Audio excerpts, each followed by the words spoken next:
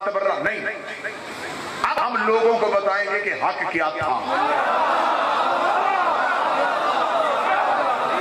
अब हमारे सवालात की एक लंबी लिस्ट आने वाली है, क्योंकि सिर्फ हमला हमारी तरफ से नहीं हुआ, हमला उधर से हुआ।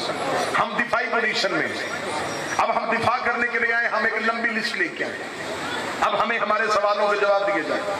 1400 साल से हम चुप रहे, जब से ये पाकिस्तान मार से वजूद में आया हम चुप रहे। किस वजह से चुप रहे? मुल्क में कत्ल गारत ना हो, मुल्क में फिरकावारियत ना हो। लेकिन इसका ये मतलब ही नहीं है कि हम अकीदा छोड़ दें, हम अपना मजहब छोड़ दें। अब हमें चंद सवालों के जवाब चाहिए। हम सबसे पहला सवाल ये करते हैं, जिस मलऊन ने बकवास की, मैं उसका नाम भी मिंबर से नहीं लेना चाहता। मिंबर पाक है, बंदा ना पाक है। मैं उसे मोतबर नहीं करना चाहता, मैं उसे मशहूर नहीं करना चाहता, मैं उसे नामवर नहीं करना चाहता। पता मेरी कौम के बच्चे बच्चे को है। इशारा कहां जाने लगा? बात हुई है सैयदा पर। ये बहस बाद में करेंगे कि खता पे कौन था।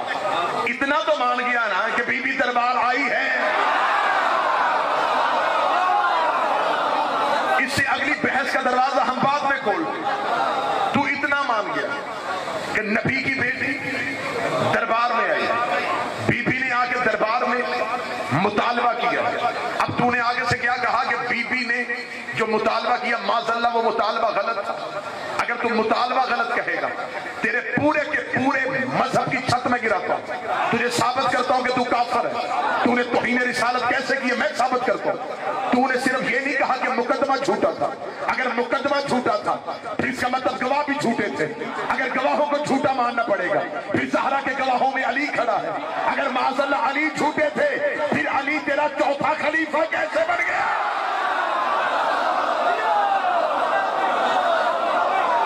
इमामत वाले घर में कोई मसला नहीं होगा, तेरे मजहब की छत गिरेगी।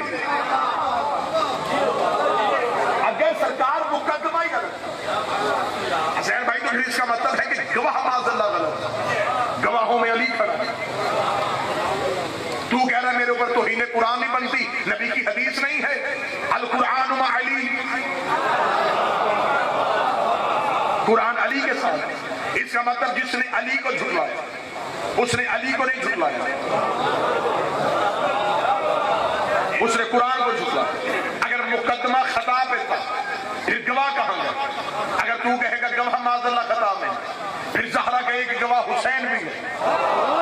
अगर हुसैन को तू खता पे मानेगा, फिर मैं नबी की हदीस तेरे गले का फंदा बना दूंगा, हुसैन मिन्नी व अना मिनल हुसैन,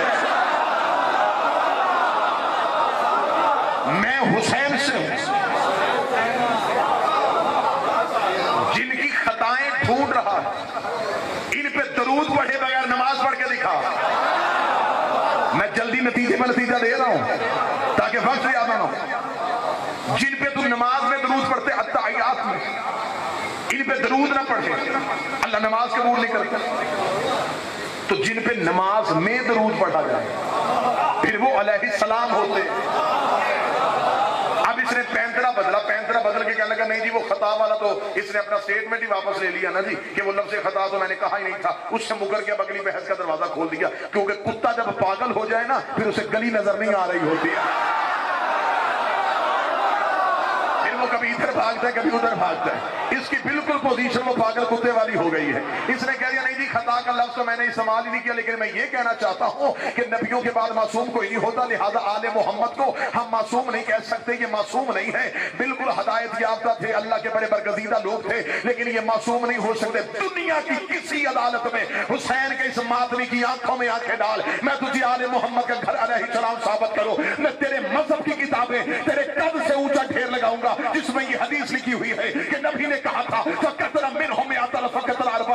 मेरे नूर से एक कम 1,24,000 पसीने के कतरे गिरे। खुदा ने हर कतरे के सदके एक नबी बनाया, मेरे पसीने के कतरे गिरते गए। कोई आदम सफीउल्लाह बन गया, कोई नूह नजीउल्लाह बन गया, कोई इब्राहिम खलीलुल्लाह बन गया, कोई मूसा कलीमुल्लाह बन गया। और डूब के मर जा, जो नबी के पसीने से बने वो अलैहिस्सलाम हो गए, और जो नबी के खून से बने वो रसी अल्लाह कैसे।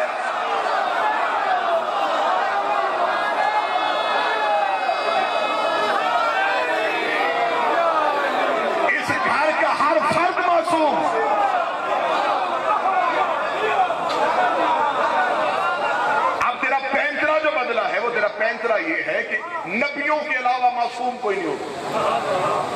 यही है ना जी। सोशल मीडिया पे मेरी कौम बैठी, तू कहता नबियों के अलावा मासूम कोई नहीं होता, लिहाजा इसलिए सैयदा माज़ल्ला मासूमा नहीं थी। मौलवी दोबारा वीडियो कैमरे पे आ, मुझे आगे सवाल का जवाब दे, क्योंकि तू इन दिनों में रोजाना मेरी तकरीरें सुन रहा है और शाम को फिर बंद कमरे में 4 किराए के तालिब इल्म बिठा के उनके आगे खड़ा होकर बड़के मारता है। अब बड़के हुजरों में नहीं मारी जाती,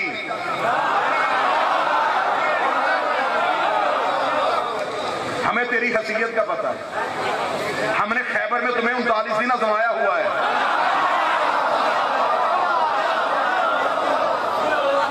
हमें खबर है, हमारे सामने ये दिलेरी, ये बहादुरी दिखाने की जरूरत नहीं।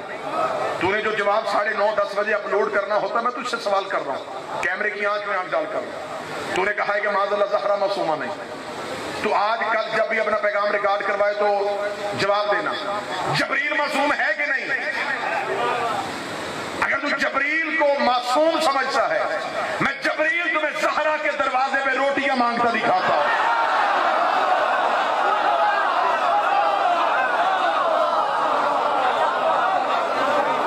मैं तुझे ये फरिश्ते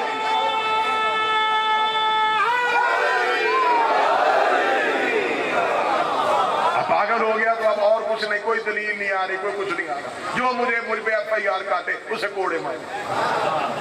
ये क्या बात हुई कि जी कोड़े मारो, कोड़े मारो, कोड़े मारो। मुझे तेरे कोड़े वाली बात याद है, मुझे पता है तुझे कोड़ों की बात क्यों याद आ रही है। तेरे जिस्म पे मैं कोड़ों के निशान भी दिखा देता हूं, क्योंकि तू बार बार कोड़ों की बात इसलिए करता है कि तेरे जहन में वो कोड़े इसलिए घूम रहे हैं कि जब एक बेटे ने बाप की आंखों में आंखें डाल के कहा था, मुझे कोड़े वो मारे जिसने जिंदगी में कभी ना पी हो। वो उन कोड़ों की तकलीफ तेरे जहन में अभी तक है।